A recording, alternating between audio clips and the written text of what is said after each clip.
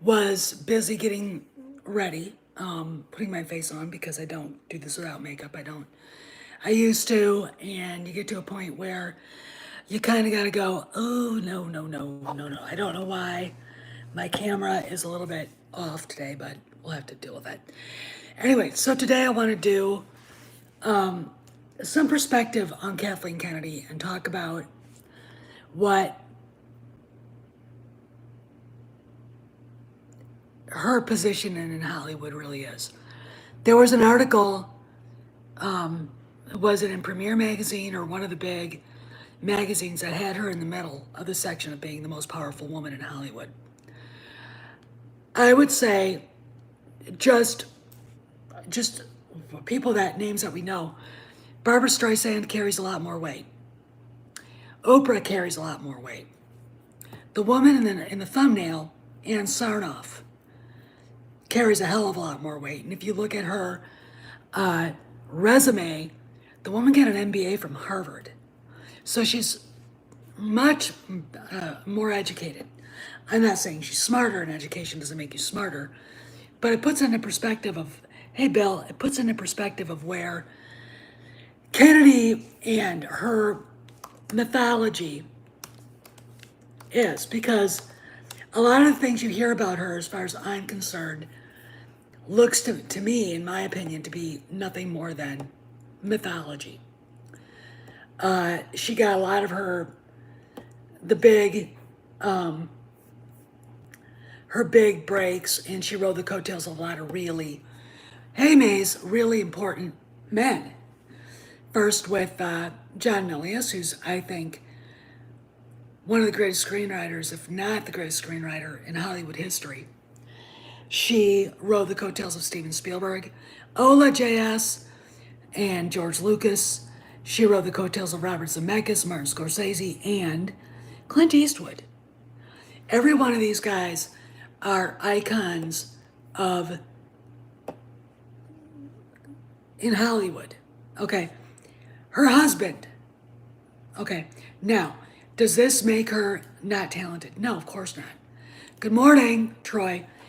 But when you look at what she's done on her own, well, the movie made $1 billion. No, it didn't. It grossed $1 billion. Now, we get the numbers in gross box office, but that is meaningless. And it's designed for people to believe that it's $1 billion, that Disney's actually pocketing $1 billion. My opinion is there are people out there that are firmly convinced that Disney pocketed $1 billion for the Rise of Skywalker. No, they didn't. They net maybe broke even. Maybe. We know they did not net, and we know they lost at least $250 million on Solo. We know that they probably made $200 million on The Last Jedi. And we know that they probably made $700 million on the Force Awakens. Let's kind of all just sit back and think about all of this. When I hear people talk about her contract and that these movies had to hit $1 billion, I don't buy. And it also sounds like it's all coming from the same place. Okay? The fact that she has every right to just sit and squat on her position at Lucasfilm till she dies. I mean, what? No, that's not how it works. I don't buy it. I want to see the contract, because I'll send it to my lawyer to let him tell me about it.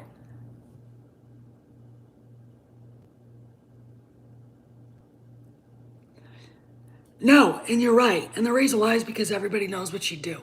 Here's the deal. I got into it with a bunch of people who are stupid. Let's put it this way. Anybody who believes the bullshit about Kathleen Kennedy needs a little more IQ. There's marketing, and they market themselves in Hollywood. She has a mythology built up around her. And when I hear people talking about it, it's like they're talking about Paul Bunyan. or Davy Crockett. It's like, really? It's fascinating to me because I don't see it. When you sit there and say to them, she doesn't have anything on Bob Chapek. She doesn't. The reason why he can do what he wants is because no one has any bad stuff on him. And another thing, Cameron Pasha was on my live stream late last night, basically saying that there's nothing on Chapek. There's nothing. They would have put it out there if there was. Okay? So the idiots, in the chats and whatever, like, she has stuff on everybody. Why hasn't she used it then? She'd have used it on Iger. She probably threatened Iger. I wouldn't doubt it. She doesn't have anything on Chapek because he was never part of that crowd. I look at him, and I said this last night. He looks like a guy you could do business with. He looks like a CEO, but he looks like he's got integrity, where Bob Iger looks like a snake. Maze, it's more of fanboy rage porn at this point.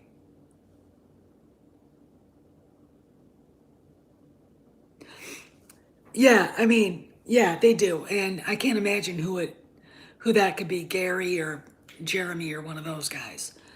Ola, JS, I'm so sick of the fanboy rage porn, and it's got to stop because it's not helping us.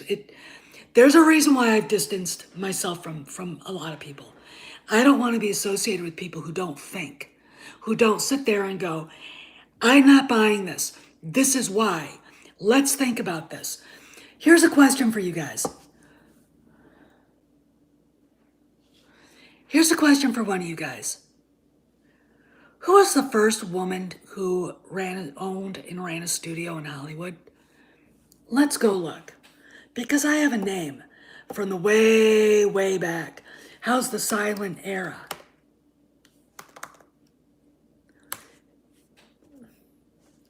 How's the silent era?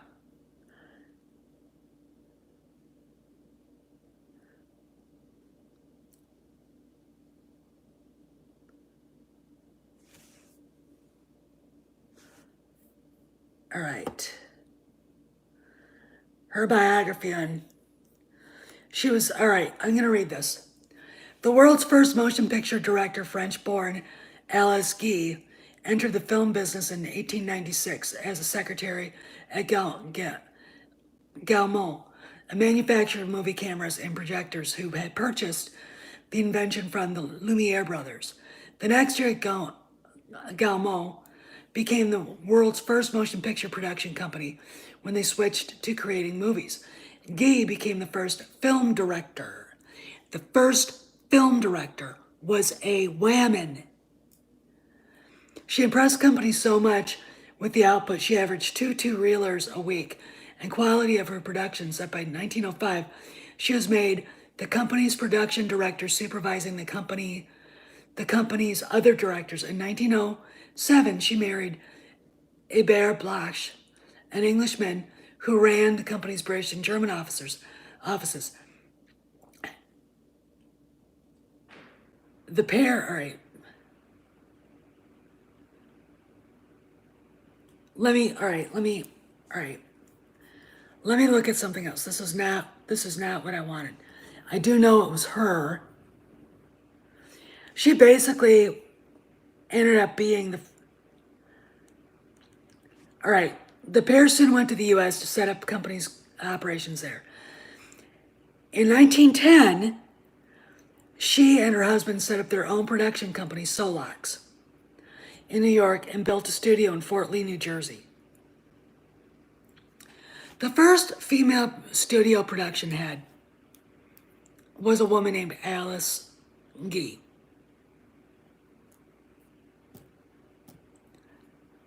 Not Kathleen Kennedy. Not even Lucille Ball. There was an Indian film director, a female, who actually pioneered special effects in fantasy film. there, I mean, you name it. There have been women in the executive part and directing and running companies in Hollywood since the turn of the 19th century, right, or 20th century. Perspective. Kathleen Kennedy's mythology has been built by her. There are women out there that actually believe she's a, oh yeah, but this was literally, Mike, this was literally in 1909. 1909. Okay. It is not that women didn't go into this. It is not that women didn't want to. Not all women want to. In fact, a minority of women want to direct. Okay? Most women get into the film industry because, yeah, let's see. 1907, I'm talking about Alice Guy. She married, all right, Hébert Blache, an Englishman who ran the company's British and German offices. The pair soon went to the U.S. to set up the company's operations there. In 1910, not 1909, she and Blache set up their own production company, Solax, and built a studio in Fort Lee, New Jersey. Hollywood started in Fort Lee, in New Jersey, and in New York, not in California. Okay, so there's that. It is staggering, the lies being told about women in Hollywood now. And it doesn't help that Kathleen Kennedy fosters that. Again, no one wants to see her in front of the camera. All right, she knows that. So she went behind the camera, got into production. We got to see her tap dancing and making an ass of herself on Indiana Jones and the Temple of Doom, which is fine. That's okay. No, that was Hedy Lamarr, John. That Marlene Dietrich just worked for the USO. Hedy Lamarr was the inventor of, let's put it this way, we wouldn't have our cell phones without her, okay? And she was a Jewish-born Austrian woman. Well, it's very easy to confuse them. I mean, when they were doing the stage show canteen during World War II, Betty Davis would walk into the kitchen and see Dietrich and Lamarr washing dishes because, let me tell you something, if you want someone who's a crazy housekeeper, get a German woman.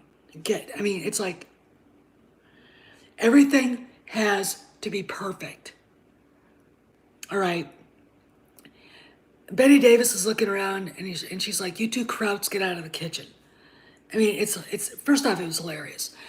Anyway, but this mythology that's been built up around women in Hollywood lately, and it started with Kennedy, is bullshit.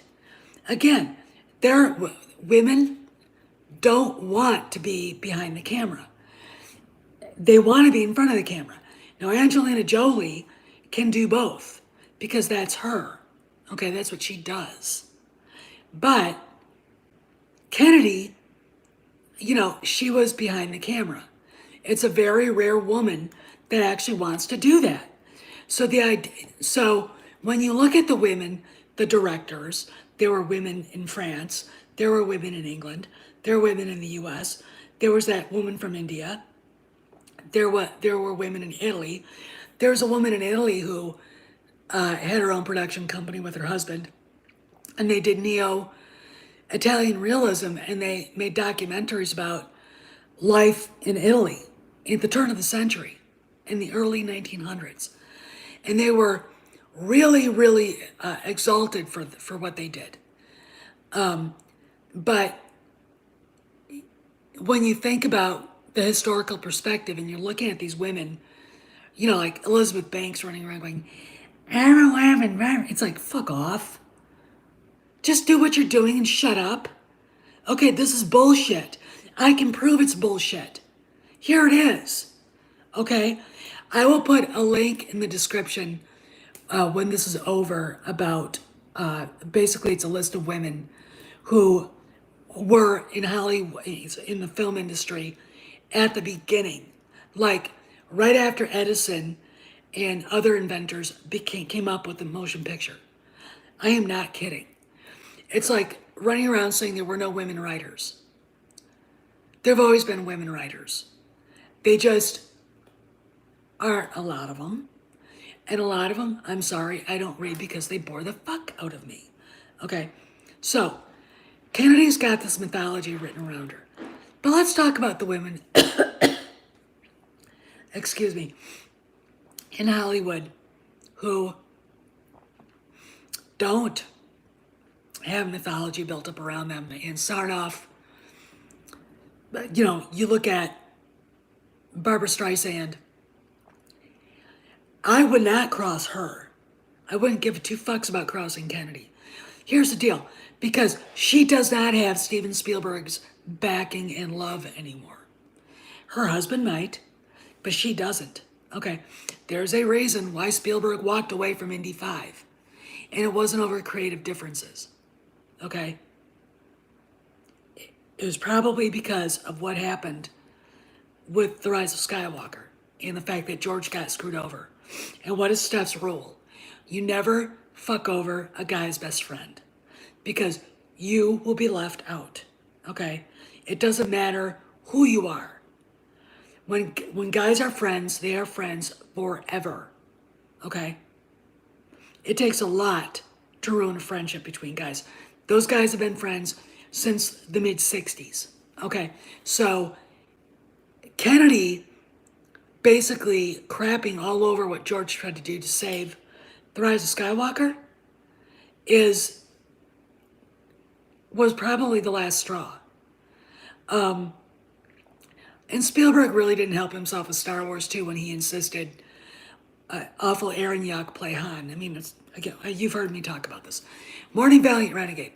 So you've got that going on. So if she doesn't have the back end of Spielberg, who really is the top tier in Hollywood, and let's say she doesn't have it, no, she doesn't. So Streisand, yeah. And Sarnoff, you damn right. Oprah Winfrey. She gets away with fucking murder. Why? Because she's Oprah. Okay. Let's talk about female studio heads that came before Kennedy. We've got Lucille Ball. We have Alice Guy. There are others. I can name a plethora of them. So it's not really a big fucking deal. It's not a BFD. We've got Sherry Lansing. We've got Dawn Steele. We've got others. I've got a friend who has her own production company. Okay, it's Kennedy running Lucasfilm is not earth-shaking. It's not glass ceiling breaking. That glass ceiling was broken in 1910. Okay. The only thing that she's broken is Star Wars and Lucasfilm by not being able to run a studio. And again, it is not that she's not a good producer. She is not a studio head. Okay. I'm not expecting, if I was in her place, to have to micromanage people. But when you've got half the company in Marin County, in San Francisco, your butt better be up there once every 2 weeks. Your bony ass, your bony vegan ass, better be up there with your fake chocolate cake and all the rest of that shit they eat, looking over what they're doing. You better fucking take it seriously. Okay? She did not. Because when I look at women like that, I think of the girls when I was in high school who used to mock me and like two other girls who were big Star Wars fans.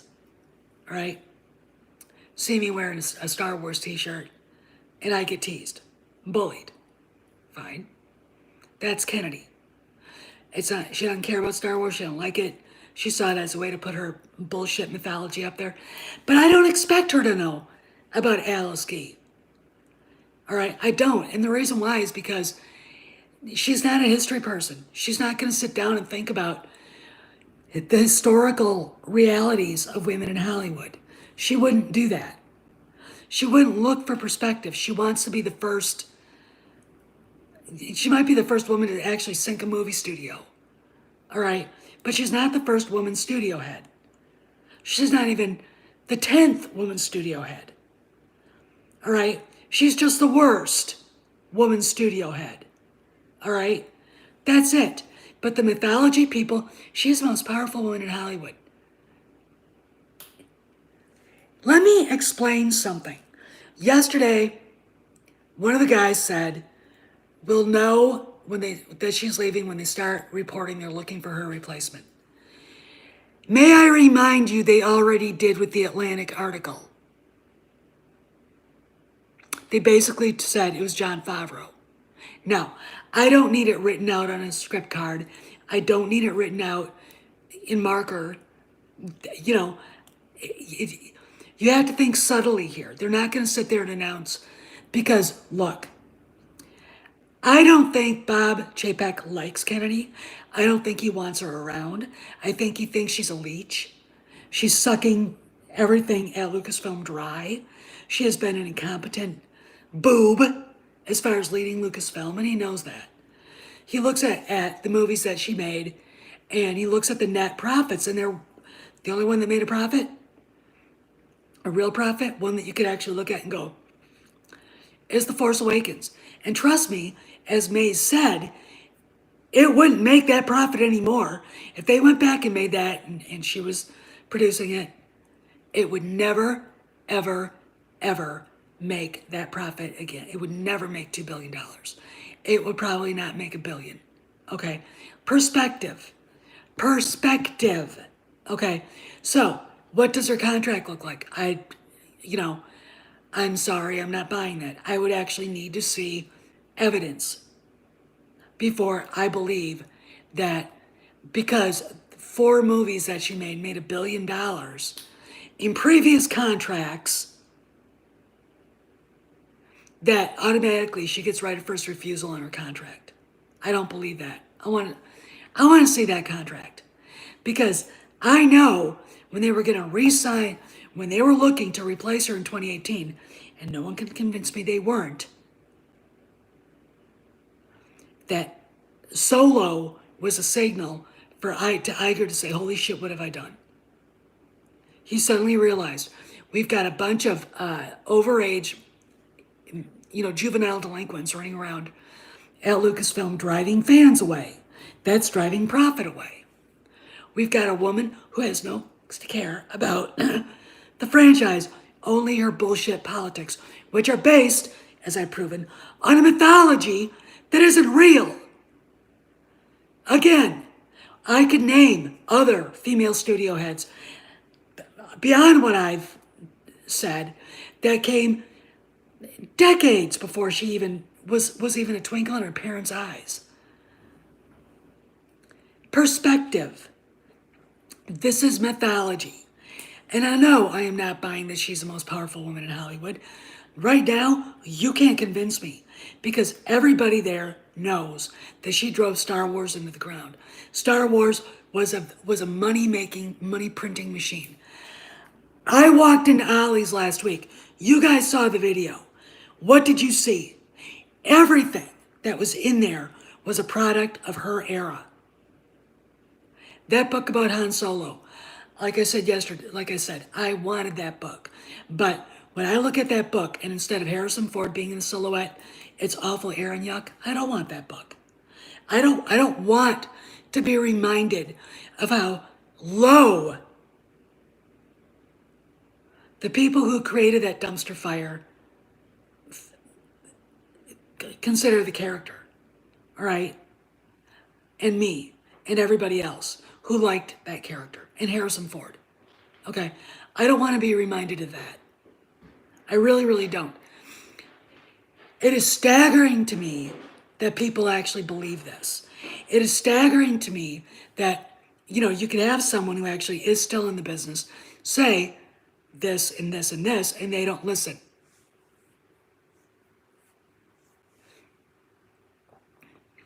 And I think you're right. I really think you're right.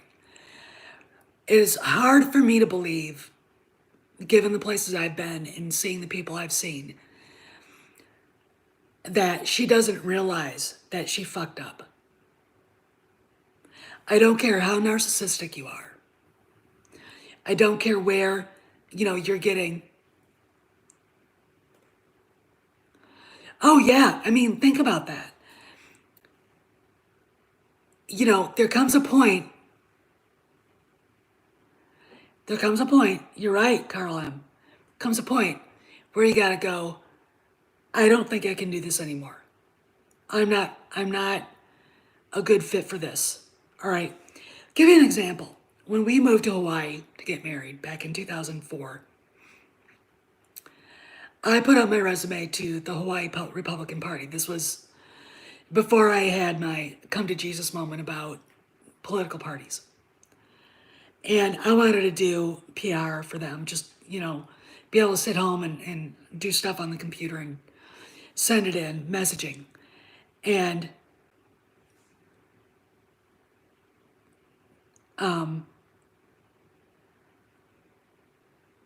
they wanted me to do, hey, H Boomer, they wanted me to do the budget. Now, my experience in politics is messaging, PR, planning, events and things like that, taking care of, customer service too. I did a lot of constituent work. There's no way in hell you're going to have me do a budget. I can barely count to 10. Okay. I know where my strength lies, and it's, I'm a history major. I studied art and film, things like that. I do not do math. I don't math. I could add, subtract, and multiply. But anything else, no. This is why we have a really good financial planner, and why my husband is the one that takes care of things like that, because I don't think that way. It's because I am a little dyslexic in that. I don't think that way. The only time I ever did really good in math was I did a weather and climate class, and we had to do sun angles. And my brother John insisted they're so hard. I sat for 2 hours studying them with him for a week. Pretty soon I was doing them off the top of my head. I am the kind of person, if I see something with numbers in it, I will not apply myself. Now, maybe it's because I don't apply myself to math, but I also don't find it fun. I have ADD in that. So asking me to do budgets, no. You are not going to ever do that. No. The financial guys here would be going, oh my God, what did she do? I'd be like, I don't know what I did. So no, you're not going to let me do that. You're not. So I had to decline the offer. I look at Kennedy being the head of a studio as her taking a job that she should have known that she couldn't do. Okay, again, she might be a good producer, but she's not a studio head, because the job is bigger than going onto the set every day, getting licenses for things, writing checks. Okay, it is management, it is admin work. Okay, and she doesn't know how to do that. Obviously, she's not interested in doing that. She's not interested in the product either. Very obvious by the fact that she wanted to turn Star Wars into the SJW Triumph of the Will, for Christ's sakes. And that didn't work at all. Now, to answer the question, was she aware of the Force's female backlash? I don't know if that's true or not. I think probably in the end, when it came out, that it got back to her. You got to remember, these people are fairly sheltered, so they don't hang out with people that disagree with them. I mean, let me explain something to you. People who hang on the left cannot tolerate disagreement in any way, shape, or form. If you're on Facebook and you belong to the Indiana Jones group, some bearded old hippie, oh no, she doesn't. Some bearded old hippie posted a thing, why do people hate Kathleen Kennedy? And all hell broke loose. And it's very interesting how many guys We're defending that bitch. And when you ask them, oh, I know, and that's true, Maze. And if you ask them a real question, they can't answer it. They can't. If you bring up the fact that it's been a total failure, they'll say it made $1 billion and say, no, it didn't make $1 billion. It did not make $1 billion. It grossed $1 billion. If you're basing anything on that, I want to see your tax returns. I want to see how you balance your checkbook. I want to see you look at your pay stub and go, why did they take $400 out? You're not, gross pay and net pay are very different. It's one of the first things you learn before you start working, right? Am I right? Okay. Because there's taxes that have to be taken out, because insurance, la. You know, I made at one time grossed about $3,200 a week or every 2 weeks in DC. I brought home maybe 2,500. All right. Let me explain. That's not a lot of money in DC. That's not a lot of money. I had a very expensive apartment. I had a car payment. I had insurance. And by the time, hail Planet Musk, by the time the next paycheck came around, I was eating ramen noodles. Okay. Now, why didn't I have why didn't I have a roommate? I don't want a roommate. I had roommates. I hated it. You know, it comes to a point where you gotta be grown up. You want to do your own thing. I was engaged. I wasn't gonna be there long, but still, when you look at the gross pay that you're getting, you're like, wow, that's a lot of money. No, it's not. All right. And I'm gonna tell you something. The more money you make, the more they take out. It's true. Okay. You know, if we made $210,000 a year, let's say, we'd be up in a bigger tax bracket. We wouldn't have as much money. And that's a true story. That's a true story. These people don't know how to balance their own checkbooks, and they're telling us Kennedy's a success, and they're bringing up movies that net $1 billion. Then when you tell them that grossed $1 billion, it didn't net $1 billion. When you explain why it didn't net $1 billion, they lose their shit because they don't understand. They actually think Kennedy's movies brought to Disney $1 billion. No, they didn't. Solo at the box office made $350 million. Remember how much it cost? Remember that they basically spent $50 million making that movie? It's already $100 million gone. And it lost another $150 million. And what's really interesting is that Disney never tried to help it. Remember how they helped? Sneakily moved money around to make it look like Bree's Captain Marvel made $1 billion? They didn't do that for Solo. Think about it. You want to know why? Iger was done with her, and he wasn't going to help her anymore. All right, and that's the truth. Now, is she the most powerful woman in Hollywood? The Atlantic article said no. If you want to have an article that says who her successor is, it's Jon Favreau. I don't need it written for me in marker or crayon. All right?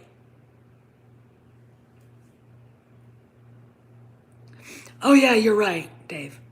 I don't need it written for me in crayon. All you gotta do is read that article. Gotta start thinking subtly. You've got to start reading between the lines of what people are saying.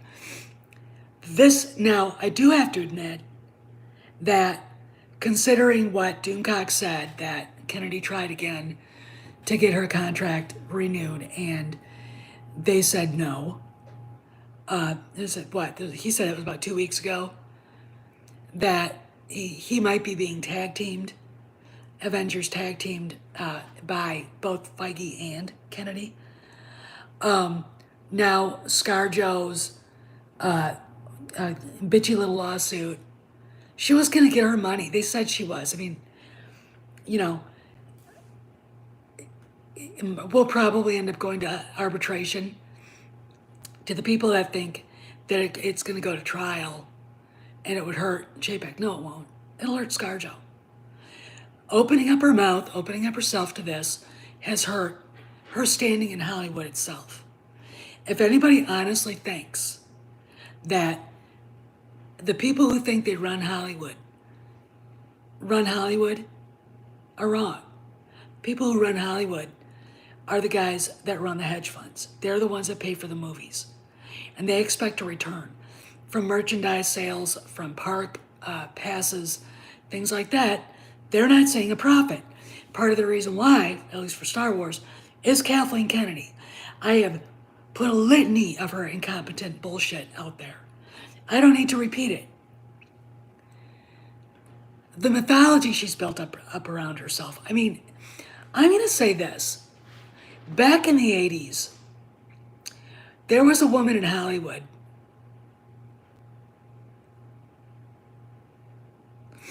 Oh, yeah, you're right. You're right. There was a woman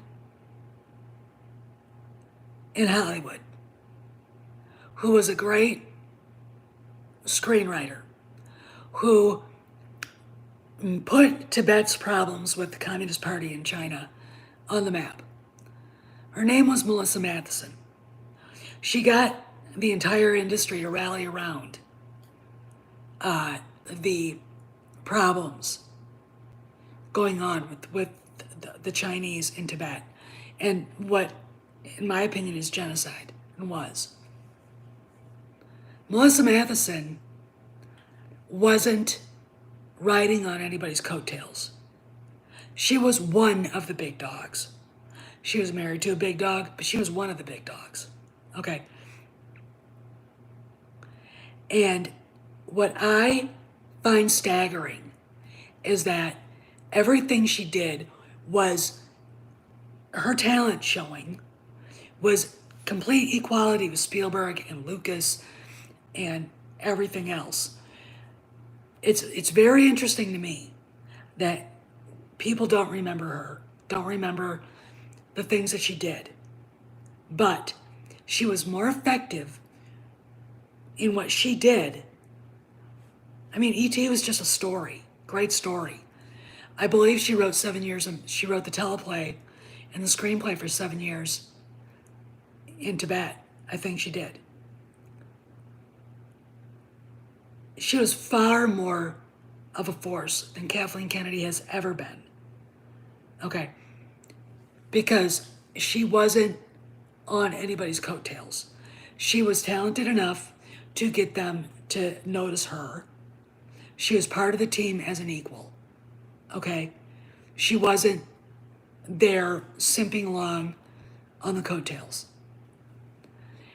It's food to, it's something to think about. It really, really is. And I just thought about that when I was laying there in bed last night.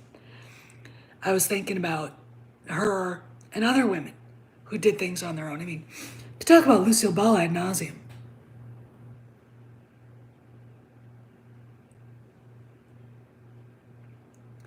Oh yeah, old redneck nerd. I've said that, and she should be asking the question, him the question, why did you put 7 years or Captain Marvel out when my movie was already done? That's the question that should be asked, and she's never asked that. Yeah, I mean, she, Lucille Ball, Sherry Lansing, Dawn Steele, I think, yeah, God bless her soul. Melissa Matheson. I talked about Alice Guy. All these women that came before Kennedy, they didn't have any mythology written about them. Anne Sarnoff. I mean, you go look at mostly retired, but she still is the queen bee.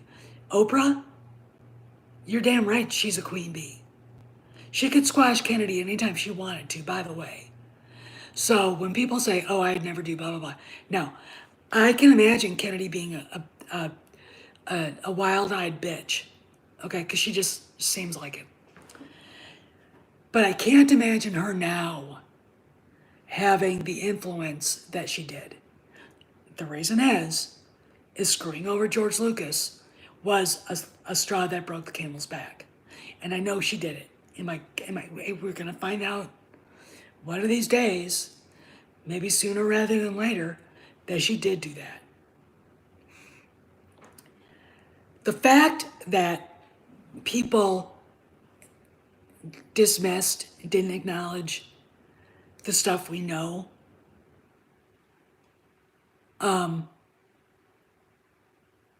really pisses me off. It really, really does. A person shouldn't form a narrative in their head unless they've got all the information. Okay, good reporter will consider everything before they sit down and write their story.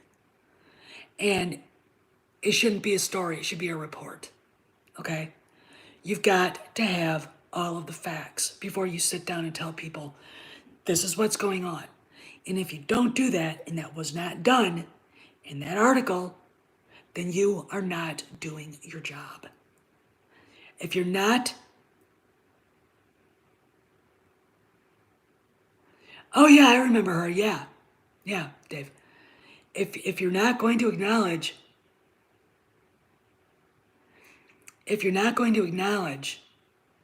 the Forbes article calling her out, not directly, but it did.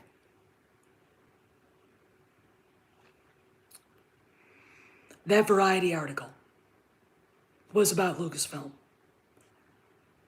The Atlantic article was about Kennedy not running Lucasfilm anymore. You're not going to acknowledge it, fine, but you only have half the story. Now, you can say I'm living on hopium, and that's fine. That's fine. I don't care. This is all based on fact. We've got Forbes calling her out for telling Gina Carano publicly, we're not signing you to another contract. All right. Over bullshit. We've got Variety basically saying that JPEG is changing everything and Iger and Horn are leaving in December. That was a signal that Kennedy is leaving too. Okay. And that was before all the stuff that went down with Indy 5. We've got Atlantic basically saying Star Wars under Kennedy is a dumpster fire.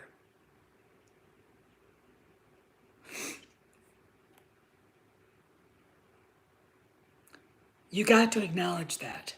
You've got to acknowledge what that article said. Okay? That article didn't just appear. It wasn't just born out of thin air. There's a reason why the guy wrote that article. Okay? Now, they're not going to tell Kennedy she sucks to her face, but they all know it. They all know she's been incompetent. Last summer, I remember she was wandering around looking for another job. Go back and work with your husband.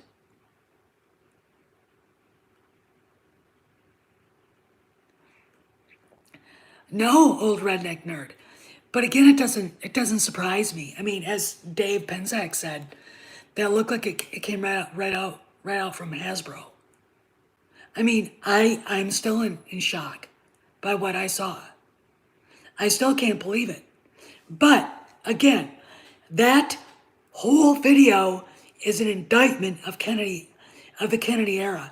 And anybody out there who does not think that it affects what JPEG is thinking what JPEG is doing and what the investors are thinking, they're wrong. They have to fix the problem. It's not just Lucasfilm that's in a hole. This affects Disney itself. It affects Disney selling tickets to people that want to go to Galaxy's Edge. By the stack of the rays, does anybody here who can afford to go to Galaxy's Edge? Can you imagine wanting to go to Galaxy's Edge? That stack of rays proves real fans don't want to go. First off, it's too regimented. If I want to go into that cantina, I want to sit down, I want to have a drink, I want to just relax. That's what a cantina is supposed to be. So you get 45 minutes and they throw you out. And like, what the fuck is that? You know, at least give people an hour or two and don't bother them. Don't. Then that stupid hotel, $6,000 for 2 nights, and it's basically going to Buchenwald with the way they regiment everything. Do you want to go to that? Could you imagine taking a 10-year-old and an 8-year-old to that? No. Do you want to be eating dinner and have Kyle Ron come and make you throw up by his very presence? No. No. The people that can afford that hotel are the ones that aren't going because they don't want to be in a situation that is not relaxing, that is not fun. Again, there should be a kid Star Wars for the kids to run around and do stuff. Then there should be adult where we can just, relax and have fun. Cosplay and do all that stuff. The fact that they didn't think about that, and the fact that they didn't think, the people who can afford this are the older fans, and they hate the sequel trilogy. But again, short-sighted planners, and it's not going to do well. It is not going to do well, and we all know that. But that's Kennedy. That's her era. That's her imagining in her little bubble in her beach house in Malibu, right down the street from Streisand, drinking a glass of wine, sitting there going, this is going to be great. We'll be able to do all this. All these kids will be indoctrinated. We all know that's what they're doing. And another thing, if Kennedy's really staying, may I remind you what Pablo said, basically to all of us, without realizing he was doing it. Little intelligence sting that a friend of mine ran. At this point, I have no plan. After 20 years, I have no plans, and I don't know what hers are. But she's staying. Okay, Mike. All right. We are going to hear lots of other rumors. Like there's a rumor going around, Star Wars Theory was talking about last night with his buddy, hey, Dasbury, that they're thinking about doing a Finn spinoff. They're not thinking about doing a Finn spinoff.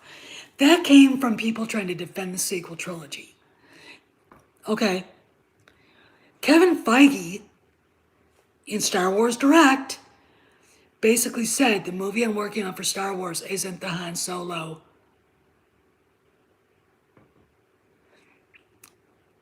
Isn't going to be the Han Solo sequel to the movie Solo. He basically said that. All right, so there goes another one of the SGW Star Wars fans.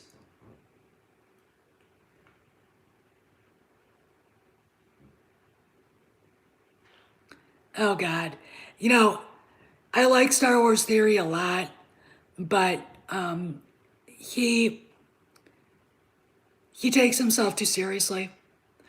I think a lot of people do, and they don't, and they shouldn't.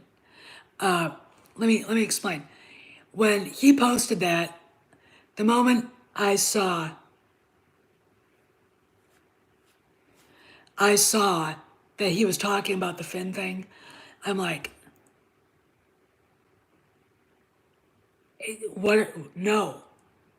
First off, John Boyega's never coming back to Star Wars. Okay? He can say he is, but we know he's not. Second of all, Jon Favreau, who would probably be the one in charge of making that, isn't going to do it. You know, I mean, he's just not going to do it. Kevin Feige saying they're not making a sequel to Solo, that's another thing that shoots him down. So, and these are two things that the Kennedy era would have done, regardless if Solo lost all that money. They would still would have done it, right? They don't have any clues. They don't know. I mean, they don't. Here's the deal. The people that insist these movies were great and made money don't buy the product. They didn't go to see them over and over again. In fact, a lot of them probably didn't even go. Probably watched it when it came on Disney Plus, or maybe they even went to the high seas to watch it. And I'm going to tell you something. The people that insist on this SJW crap don't care about the franchises. They just want it there. And then they go to another franchise and infest that. Okay? It has happened in Star Wars. It's happening in Star Trek. It has happened in DC, and it's happened in Marvel. Okay? DC, not as bad. But it's like, it's the same people too. It is the same people. They don't care about being entertained. And like, I got into the argument on the Indiana Jones page. No one wants to see this propaganda, and it is. And it's poor propaganda. I mean, when I was taking the history of Germany, and we got to see parts of Triumph of the Will, Doctor Who too, yeah. Beautifully filmed movie. Beautiful. The biggest pile of shit dumpster fire propaganda film ever made. But you know what? It was done well. Battleship Potemkin. Soviet propaganda. Beautifully made film. Propaganda. I don't have any names of Maoist propaganda movies, but they have them. They're beautiful. Rich red colors. Everybody dressed alike and looking alike with their same haircuts. Little automatons. Dumpster fire propaganda.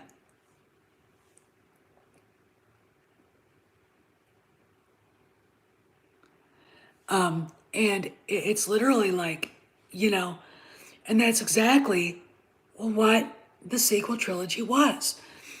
Especially The Last Jedi. And The Rise of Skywalker was just a cobbled up mess because Kennedy again went in and said, I want reshoots. And JJ, instead of doubling down saying, I am not reshooting this, I will walk out. I will leave. Okay? If he'd have done that, that would have killed her career. If he'd have walked away, that would have killed her career. Here's another thing. If Harrison Ford had been involved with The Last Jedi, I don't think The Last Jedi would have been what it was. Because Mark can be bullied, and Carrie, she wasn't in the best of health, but you can't bully Harrison Ford. If Harrison Ford had been part of that, it would have been a different movie because he would have been pissed. Because those guys were his friends, and he would have called Bob Iger himself and said, this is bullshit. This, you get somebody out here and do something about this. I mean, it would have, Ryan Johnson would have been cowering in a corner. Well, Daz, here's the deal about Indy 5. We really don't know where it's at right now. Just a minute. I'll talk while I'm let you guys look out there.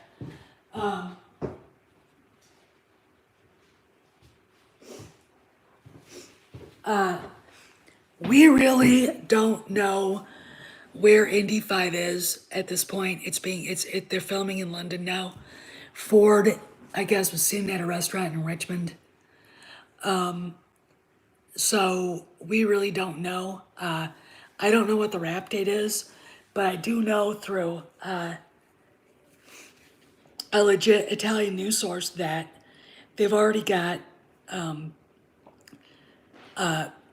locations planned in Sicily for October.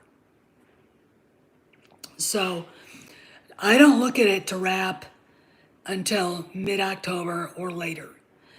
And I'm going to tell you guys this. I think the only thing that would keep Kennedy with a short extension is Indy 5. If it's not wrapped, then she'll probably get an extension to see it wrapped. And she won't. But I also think that Disney will announce it. They'll make damn sure people know. And it'll be, oh, after this, she's going to retire. She has other plans, blah, blah, that shit. And she'll get her rewards and all this other crap. And she'll get a ton of money and go out on a float and get faded from one part of the film industry for the other for being a pioneer, which she's not. But as far as Indy 5, I think her contract hinges on when that movie wraps. And they're in the middle of filming it. They are, they're in London right now at Pinewood. And I think still, they're not location shooting right now, from what I can tell. We thought they were yesterday, and it turned out to be an Apple TV action show. But Harrison Ford was seen in the area a few times. So I already thought, oh my God, they're filming. Do I think that he's doing? Yeah, I think he's filming. I do. The only time you really see him walking around London is when it's on the weekends. So, and again, as far as his shoulder goes, I think he's fine. I think, riding a bicycle, and I've been to London. I've seen those cobblestones. Riding a bicycle on those cobblestones would be very jarring. Okay, no matter how expensive the bike is. And I'm pretty sure that bike he's got is one of those really expensive Italian ones. So if his shoulder was as bad as some people are purporting it is, he wouldn't be allowed to ride a bike. And he's riding a bike. I've hurt my shoulder. This shoulder. I popped my elbow out of its socket too the same time. I got bucked off a horse. And she bucked me off too, man. She meant it. Not the only time I've been bucked off. I popped my elbow back in to its socket. I got back up on her and I rode away. The next morning I woke up and my shoulder just felt like it was on fire and it hurt. And I went to the doctor. They did an x-ray and he said it's basically soft tissue damage. It's really badly bruised, but he didn't do anything too bad to it. So just, you have to stay off of it though. So there went running. This was before I got sick. There went riding. There went shooting. Okay. Because if you shoot a 12 gauge shotgun, if you've ever done that, their recoil is memorable. Even with a light load, you will know you shot a gun. And if it's summertime, you're wearing a t-shirt like this. And you got your vest on, you got your recoil pad on, but still you're gonna feel it. Okay. Those are the things I wasn't allowed to do. So, and this is just anecdotal evidence to me, but I don't see that shoulder injury that he sustained as being as bad as has been reported or speculated by certain people in the fandom. What I think is going on is he's being kept off the set where there's action scenes because the insurance company does not want him anywhere near that. The doctors have told the insurance company whatever, told the studio whatever, and they said, no, you're not going over there. Why? Because Harrison Ford wants to be doing those scenes himself. He's not going to take that injury seriously. That's not who he is. When they were filming Temple of Doom, he wrecked his back riding that elephant. And he was literally, before they had to quit filming and send him back to LA for treatment, he was literally between takes laying in a bed and having to be helped up out of the bed because his back was so bad he couldn't stand up. He'd do the scene, he'd go back and lay down. He was, on God knows what kind of painkillers he was on. But they were filming the scene, where the guy tries to get at him and he flipped him over his back. That scene, they filmed it, that's him doing it. He screamed like a dying rabbit. And Spielberg was like, wait a second. So Lucas shows up. Lucas is like, okay, we're not going to be filming until we get this done. So Ford goes back to LA, gets a treatment. They fix his back. He's back. And, but he had an airplane roll over his knee in Raiders of the Lost Ark. And because they were in Tunisia, and there's no way anybody trusted doctors in Tunisia, he rubbed dirt in it, wrapped it up, and went on his merry way. That's what he does. He's been hurt on other sets. So the idea that they would keep him away from that is because of who he is. And the guy's saying that he's too old and blah, blah, blah. It's like, you couldn't do any of that. The guy just did a 1,000-mile bike ride. Okay. I don't see any of these people being able to ride a bicycle 2 miles without falling over from a heart attack. Right? He's in better shape than all of us are put together. Right? He just is. Probably the reason why he's been able to it looks like to me, get past this is because he's in good shape. You'd be surprised at what being in decent physical condition to do when you get sick or hurt. You heal faster, right? Even when you're old. So anyway, this is what I want to do. I'm gonna end this because I want to go out, ride around, maybe go to Hallmark and buy the Star Wars Christmas ornaments that they have. And I'll probably be back later this afternoon. Tomorrow, Cameron's going to be on Midnight's Edge. So we'll finally get some logic and reason. Again, I'm going to put a link in the description to a list of women who were very powerful in Hollywood long before Kennedy's parents were even born. Okay? And it's going to give you some perspective because I think people need it. I think people in the fandom need to stop going to fanboy rage porn and start thinking a little bit. Look at the money. Look at the history of all this. Look at the mythology built up around this woman. And think to yourself, and then compare it to Oprah, to Streisand, to Sarnoff, to Sherry Lansing, Dawn Steele, Lucille Ball, and others. And think, is this true about her? Her compared to Melissa Matheson. Think about that. Because I'm going to tell you something. When you get perspective on what's really going on, you're going to go, I don't buy that. And here's the reason why. And she doesn't have Steven Spielberg's blessing anymore. Anyway, this is Steph, signing out. I'll see you guys around the galaxy. enjoy that little link I'm going to leave you because it's a big. I gave it 2 Mays to look at, and it's very interesting. Women have been involved in very high positions in the movie industry since the dawn, since the birth of the motion picture camera.